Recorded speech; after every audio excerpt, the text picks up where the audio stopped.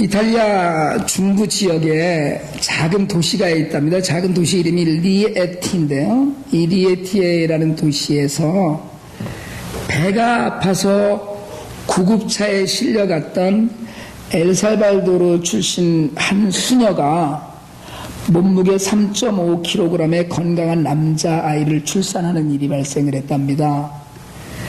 자신이 임신한 걸 몰랐다는 31살 된 이 수녀님이 위경련 때문에 배가 아픈 것으로 생각을 하고 병원에 갔다가 아이를 낳게 됐어요. 그래서 아이를 낳고 아이의 이름을 지금 교황의 이름을 따라서 프란치스코로 했다고 이탈리아 언론들이 보도를 했습니다. 수녀님이 배가 아프 병원 갔다가 아이를 낳았다니까 이 소식이 도시가 뭐 한 47,000명쯤 되는 인구가 있는 도시인데 그 도시뿐이 아니고 국제적으로도 관심을 아무래도 관심을 받았겠죠. 그랬는데 그 도시의 시장님이 그 언론과 시민들에게 그 수녀님의 사생활을 지켜줄 걸 호소했다 뭐 이런 보도가 있었어요. 그래서 막 시민들하고 병원 직원들이 산모와 어린 아기를 위해서 뭐 의료 기증품들을 모으기 시작했다고 하는데 현지 언론들은 이 수녀가 임신한 사실을 몰랐고 단지 배가 아프다고만 느꼈다고 말했고 병원 관계자들이 이를 사실로 인정하고 있다. 이렇게 뭐 그 뉴스에 그렇게 이제 난 거예요. 그 소식을 들은 동료 수녀들이 깜짝 놀랐다. 이런 반응을 보였는데 해당 교구의 신부인 돈 파브리치오 보렐로 신부가 수녀가 아이를 직접 기를 것이다 라고 이야기했고요. 임신한 걸 모르고 병원에 도착했다는 말이 사실이라고 믿는다고 말을 했답니다. 노인 그 요양원을 운영하는 그 도시 근처에 수녀원에 소속되어 있는데요. 이 수녀가 아이를 계속 키울 거라고 그래요. 옛날 요즘은 신문에 그런 말이 없더라고요. 옛날에 해외 토픽이라는 게 있었거든요. 매일 뭐 희한한 일들이 많이 이렇게 있으면 그런 것들이 보도가 되는데, 그래서 우리가 뭐 좀 희한한 일들이 있으면 야, 뭐 해외 토픽감이네 뭐 이런 이야기를 했던 기억이 있어요. 이게 정말 해외 토픽감이 아닐까 이런 생각이 들어요. 수녀가 임신을 했다, 임신한 걸 몰랐다, 그리고 교구 신부나 병원 관계자들이 수녀가 임신한 걸 몰랐다는 사실을 믿는다, 뭐 이런 이야기들이 이렇게 기사를 읽으면서 그런 생각이 들더라고요. 이게 마치 무슨 마리아가 성령으로 잉태한 것처럼 그렇게 또 잘못 전해지지는 않을까? 뭐 그럴 수도 있죠. 그런 우려도 좀 되고요. 뭐 사실 보도부에 뭐 다른 언급들이 없기 때문에 이제 곧 금방 또 사람들 사이에서 잊혀질 내용이지만, 세상에는 이젠 웬만한 일로는 사람들이 충격에 빠지지 않는다는 거예요. 그런 이야기를 이렇게 들어도 별로 자극이 되지 않는다 이런 생각이 들어요. 갑자기 뭐 이 사건이 예수님이 성령으로 잉태된 뭐 그런 사건에 오버랩되면서 나중에 마치 무슨 하나님의 계시로 이 수녀님이 아이를 갖게 된 것처럼 그렇게 알려질까봐, 그럼 사실은 그런 걱정도 좀 되더라고요. 한편으로는 무슨 수녀님이 이렇게 자신도 모르는 아이를 임신해서 건강한 아이를 낳고 또 뭐 더군다나 애 이름은 교황의 이름을 따라서 지었다 뭐 이런 이야기를 읽으면서 솔직하게 말씀을 드리자면, 우리 모두가 정말 죄인이로구나 이런 생각이 좀 들고요. 세상에 참 죄가 많은 곳이지 그런 생각도 사실은 했습니다. 사람이 살기 시작하면서 정확하게 말씀드리자면 아담과 하와의 범죄 순간부터 인류는 죄에서 헤어나지 못하고 살고 있습니다. 지금도 여전히 그렇고요. 그래서 오직 하나님의 사랑과 은혜로만 우리가 구원받았다고 하고요. 그렇게 죄에서 구원받은 자가 하나님께 드리는 반응, 그게 우리가 믿음이라고 하는 거거든요. 그러니까 죄가 온 세상에 만연해도 모든 것이 다 썩을 대로 썩은 것 같은데, 사실은 부족하면 부족한 대로, 연약하면 연약한 대로 하나님의 뜻을 마음에 품고 사는 의인들도 또한 있어 왔습니다. 여러분, 악한 세상이고요. 지금 죄가 많은 세상이긴 하지만 그럼에도 불구하고 하나님의 사람들 여전히 또 살고 있고요. 그런 가운데 우리가 믿음을 지켜야 된다. 이런 명제 앞에 오늘 우리가 하나님의 그 사람으로 사는 건 어떤 모습일까를 생각할 수 있기를 원합니다. 하나님께서 심지어는 소돔과 고모라를 심판하실 때 아브라함의 조카 롯을 구원하셨거든요. 근데 성경은 아브라함의 조카 롯을 의인이라고 부릅니다. 그래서 베드로후서 2장 7절 8절에는 그 음란한 행실들이 많은 가운데 고통당하는 의로운 롯을 건지셨다 이렇게 기록하고 있고요. 또 롯이 그 소돔에 살면서 의로운 심령이 상했다 이렇게 성경은 기록합니다. 그러니까 롯을 의인이라고 인정하셨어요. 그러니까 의인으로 인정받아서 하나님으로부터 구원받은 거예요. 그러니까 소돔과 고모라처럼 세상 모든 것이 다 완전히 그 썩을 대로 썩고 죄 가운데 있는 것 같은 가운데도 하나님을 경배하고 예배하는 의인이 있었고요. 심지어 뭐 이스라엘 아합 왕 때 엘리야는 자신만 남았다고. 그래서 아합의 왕비 그 이세벨의 추격을 받고 두려워하고 하나님 앞에 호소할 때 하나님께서 그런 말씀하시잖아요. 하나님 숨겨둔 7,000명이 더 있다. 그러니까 모든 이들이 죄 가운데 있는 것 같지만 사실은 시대마다 하나님의 뜻을 따라 사는 이들이 분명히 있었습니다. 그래서 그들의 공통적인 특징, 여러분 하나님의 뜻을 따라 사는 의인의 공통적인 특징은 단지 하나예요. 복잡하지 않습니다. 그들은 순종하는 사람들이었어요. 순종은 다른 말로 하면 믿음이거든요. 그러니까 믿음과 순종, 동전의 양면과 같은 관계인데요. 믿으면 순종하고요. 순종은 믿음의 또 다른 표현이기도 해요. 그러니까 믿음으로 순종한다는 건 하나님의 말씀 믿고 따른다는 건데 그 말씀을 믿고 따른다. 여기에 용기가 필요하고요. 그리고 자신에게 주어진 환경이 있죠. 그 환경에 또 순종하는 것도 믿음이에요. 물론 이제 사람에게는 도전하고 개척하는 정신이 있습니다. 그래서 그게 중요하다고 얘기를 하거든요. 그러니까 주어진 환경에 순종하면서 개척하고 도전하는 거예요. 주어진 환경을 거부하고 주어진 환경은 난 이런 환경은 싫다. 그러니까 집 나가야 된다. 이건 아니라는 거예요. 그 안에 있으면서 새로운 세상을 꿈꾸는 진정한 개척 정신과 도전 정신 이것이 있을 때 순종할 수 있다는 거예요. 그러니까 순종 두 가지로 순종해요. 하나님 말씀으로 순종하고 자신에게 주어진 환경 가운데 순종하면서 그 말씀 안에서 내가 개척하고 도전해 가는 겁니다. 그러니까 현대 여러분 우리가 오늘날 더 말할 거 없이 죄악으로 가득 찬 세상이라 그러죠. 그 처녀가 애를 낳아도 할 말이 있다더니 수녀님이 아들을 낳고도 할 말이 있는 세상이 사실은 됐고요. 제가 무슨 남의 종교를 비하하려고 하는 것이 아니라 지금 세상이 그렇다는 거예요. 성적인 타락이나 경제적인 부패, 권력의 타락 앞에서 사실 우리 모두가 죄인임을 인정하고 주님의 은혜에 의지할 수밖에 없는 시대에 우리가 지금 살고 있습니다. 어느 시대에나 죄가 있었고 어느 시대에나 그 의인이 있었듯이 사실은 오늘 우리가 읽은 성경 속의 노아의 시대에도 그랬어요. 적은 인구가 아니었을 텐데요. 그때 사실은 대부분 900년, 700년, 800년 이렇게 살 때니까 그렇게 살면서 아이를 낳았다 그랬거든요. 그러니까 여러분 솔직하게 말씀드리자면 한 사람이 적어도 수백 명의 자녀를 둘 수도 있었던 세상입니다. 그러니까 그렇게 기하급수적이라는 것으로도 계산이 안 될 만큼 많은 사람들이 급속히 팽창하고 있었던 때에 적은 인구가 아니었는데 의인으로는 노아 한 사람만이 지목이 됐어요. 오늘 본문에서 하나님께서 모든 것을 다시 시작하고 싶어 하셨잖아요. 노아 때문에. 그런데 그렇게 다시 이 판을 싹 뒤집어버리고 다시 시작했으면 좋겠다. 이러셨는데 그런 세상에 인류를 구원할 수 있는 대표로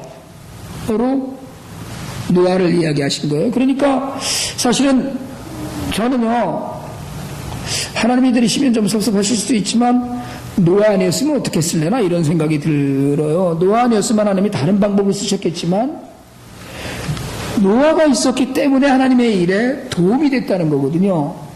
여러분, 바라기는 여러분이 하나님 하시고자 하는 일에 정말 도구가 되고 도움이 되실 수 있길 바랍니다.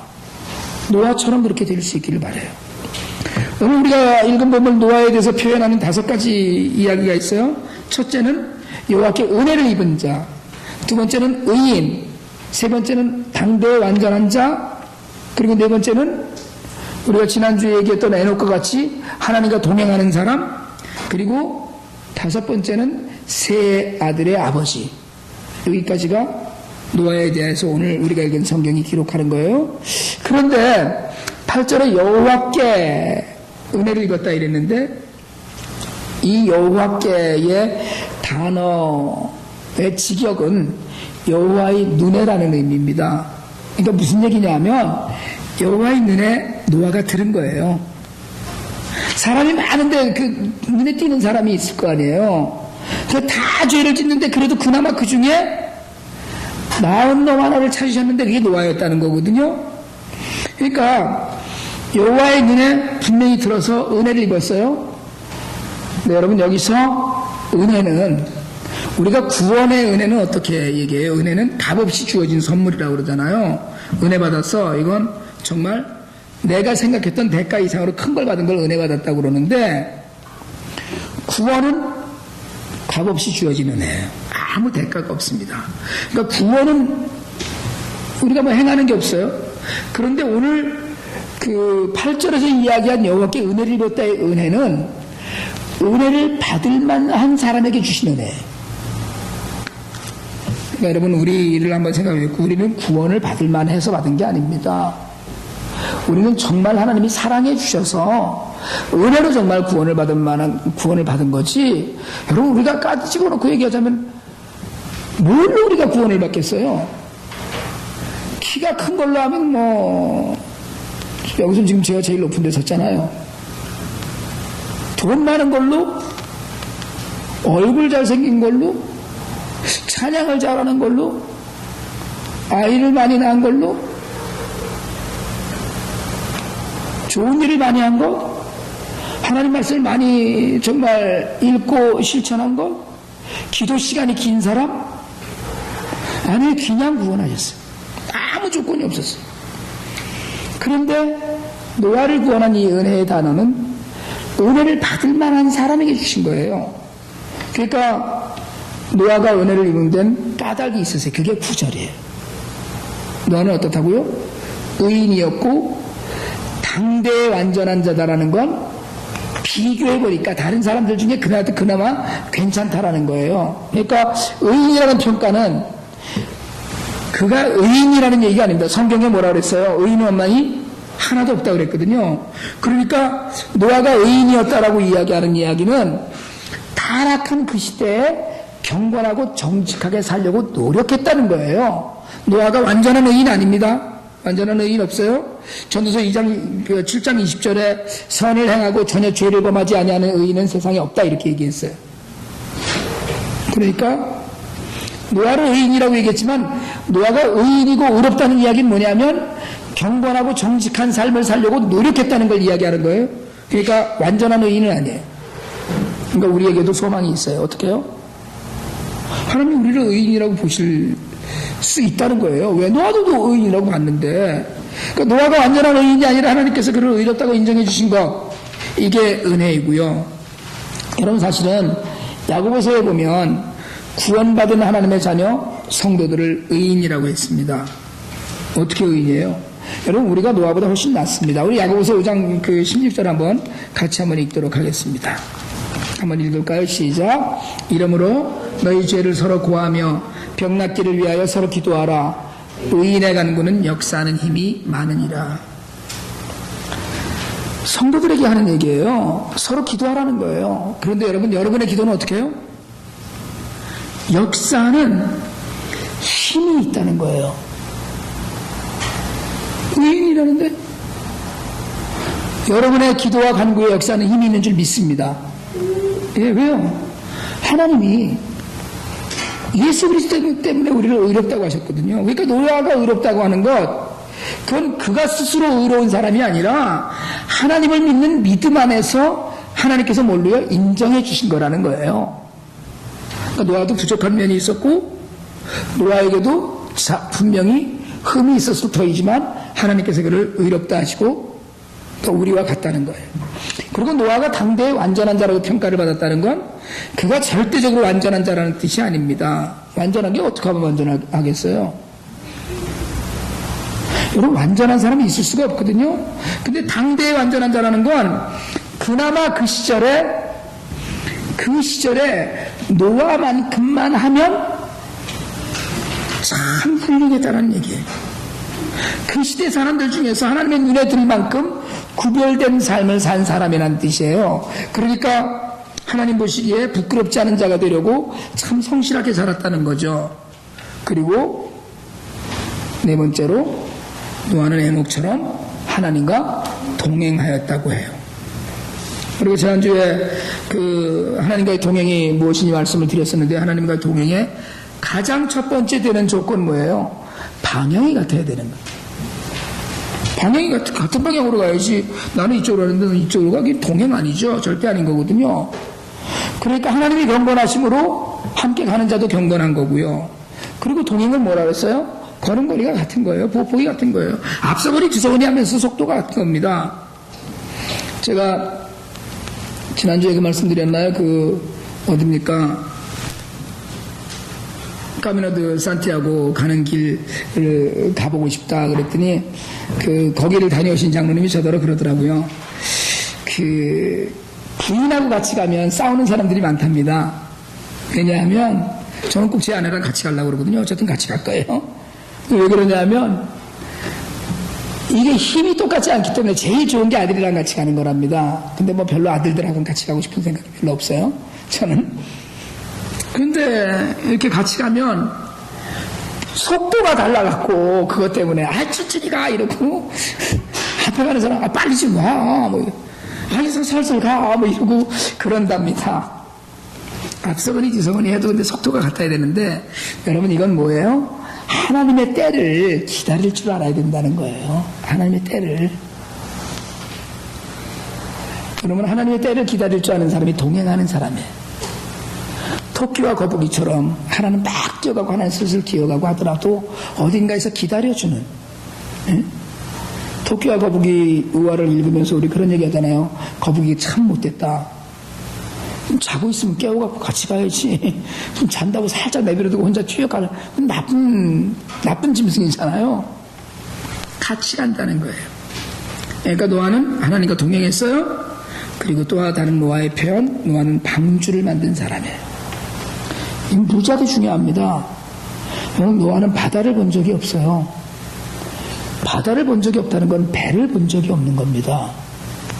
그러지만 하나님이 집을 지어라 이러지 않으시고 물 들어오는 건물을 지어 바닷가부터 이렇게 만들어야 되는 거잖아요. 바닥에 뭘 박아서 짓는 집이 아니라. 그리고 당시의 기술로 시간이 오래 걸렸기 때문에 방주를 만드는데 120년이 걸렸습니다. 120년이 걸려서 하나님이 또 치수까지 다 재주셨어요. 그러니까 내가 보기에 양희선 집사님이 그때부터 하나님한테 받은 직업 아닌가 싶어요. 치수 재고 딱 이렇게 디자인, 하나님이 다 디자인 다 해주신 거예요. 그대로만 그냥 해라. 요 설계대로 해라. 역청 바르고 뭐 해라. 어떤 원료를 써라. 그렇게 했거든요. 그런데 그 방주를 다 지으면서 창세기 6장의 마지막 절이 이렇게 기록하고 있어요. 한번 읽습니다. 시작. 노아가 그와 같이 하여 하나님이 자기에게 명하신 대로 다 준행하였더라. 다 했다는 거예요. 여기에서 노아가 은혜 받을 만한 품성이 드러납니다. 노아는 순종의 사람이었어요. 이게 이해가 안 되는 얘기예요. 말이 안 되는 소리죠. 어떻게 세상이 물로 멸망할 것이며 이 산 꼭대기까지 물이 어떻게 차오를 것이며 배는 어떻게 지을 것이며, 그거를 12달도 아니고 120년인데 그 노아는 순종의 사람이었어요. 순종은 앞서 말씀드렸듯이 믿음이에요. 믿음이 있으니까 믿고 따르는 것인데, 믿고 따르는 순종에 뭐가 필요해요? 용기가 필요합니다. 여러분 생각을 한번 해보세요. 120년 동안 산꼭대기에 방주를 지으면서 노아는 동네 사람들한테 얼마나 멸시를 받았을까요?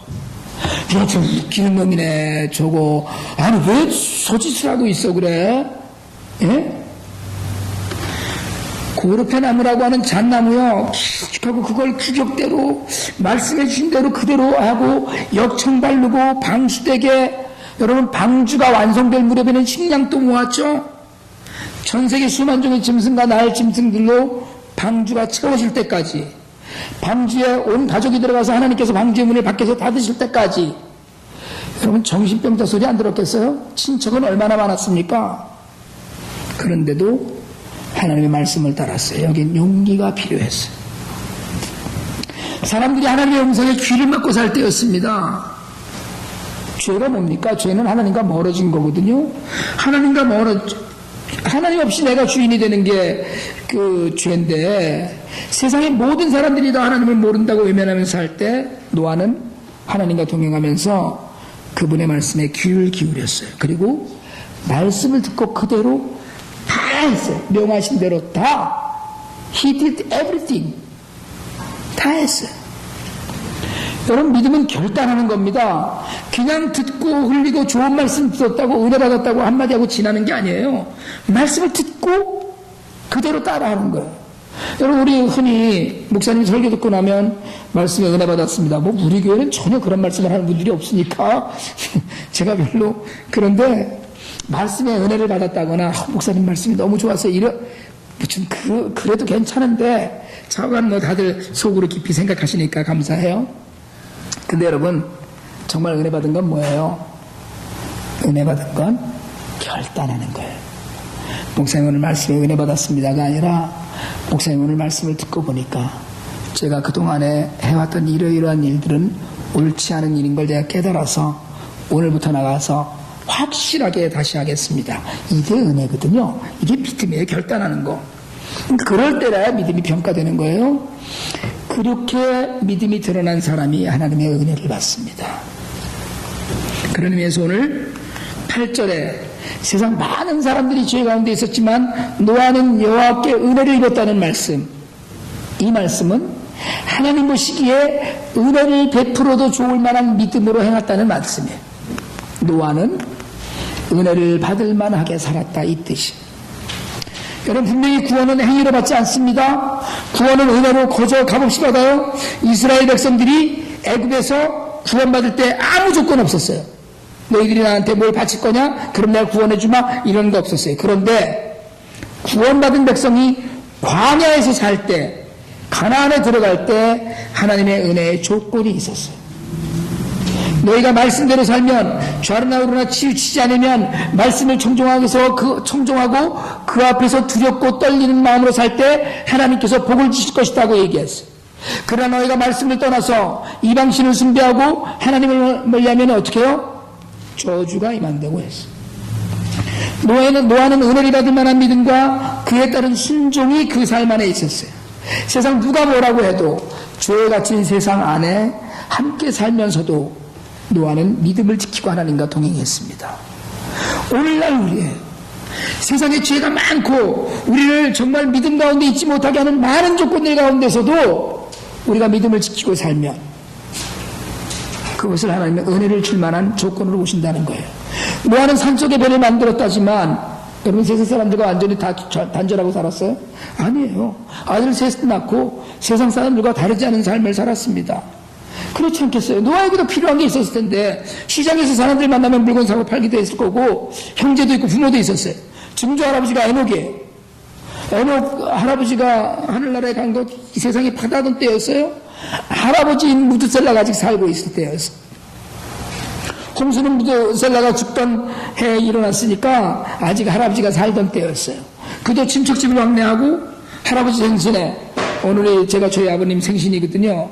그래서 오늘 저녁에 이제 저녁 식사하러 저희가 모이는데, 노아도 무드셀라 할아버지 생신에 선물 싸들고 갔을 거예요.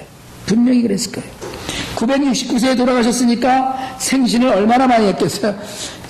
생일을 969세까지 사시면 저희 아버님 95이신데 어유. 그래도 그 가운데 평범하게 같이 기뻐하고 나누면서 신실하게 살았으니까 하나님께서 그를 통해서 인류를 구원하기로 작정하셨어요. 여러분, 요즘 세상도 다르지 않습니다. 죄의 종합전시장 같잖아요. 죄의 백화점 같은 세상에 우리가 살아요. 어느 나라 어느 지역 할 것 없이 이런 게 죄로구나 하고 그러고 살아요.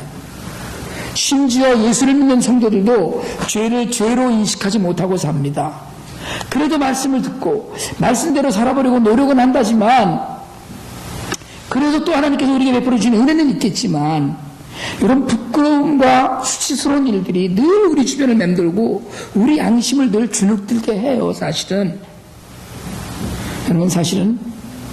그럼에도 불구하고 그런 가운데서 아무리 사람이 없어도 시대마다 의인이 있었습니다. 죄로 가득한 소돔과 고모라에 롯이 있었고요, 가나안에 예수님의 족보에 오른 라합도 있었어요. 우리에게는 온통 죄뿐이어서 하나님께서 다 쓸어버리고 새로 시작할 때 한 사람의 의인 노아가 있었기 때문에 여러분, 하나님께서 역사하시는 도구가 될 수 있었어요. 오늘 우리가 노아 때문에 있잖아요. 오늘 우리가 존재하는 거예요. 여러분, 교회 다니는 사람 많습니다. 시간을 들이고 돈을 들이고 자신을 희생하면서 하나님을 믿는다고 믿음 가운데 기도하는 사람도 많아요. 그렇지만 여러분, 예수님께서 누가복음 18장 8절에서 말씀하셨어요. 인자가 올 때 세상에서 믿음을 보겠느냐. 홍수가 나서 물이 많아지면 마실 물이 없다고 그래요. 성도는 많고 교회도 많고 하나님을 찾는 사람도 많고 설교도 많고 하나님의 역사도 많이 드러나는 것 같은데, 정작 하나님께서 택하여 쓰려고 하실 때 그런 은혜를 누리는 사람은 얼마나 되겠습니까? 간절히 바라기는 우리가 하나님의 은혜를 입기를 원합니다. 세상 무엇보다도 믿음으로 순종하면서 하나님으로부터 의인이요 완전한 자라는 평가를 좀 받게 되기를 원합니다. 부족해도 하나님 해주실 거예요. 야, 그만하면 넌 정말 완전하다. 그만하면 넌 정말 신실하다. 노아를 택해서 세상을 구하신 것처럼 하나님께서 오늘 우리를 택해서 세상을 구원하는 도구로 쓰실 수 있기를 원합니다. 여러분, 우리 교회가 구원의 방주가 되어서 생명을 살리는 데 쓰임받기를 원합니다. 하나님과 동행하는 사람들의 특권인 기쁨과 감사가 여러분 우리 삶의 모든 것이 되기를 바랍니다.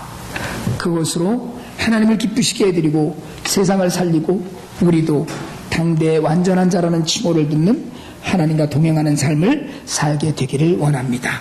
기도드리겠습니다.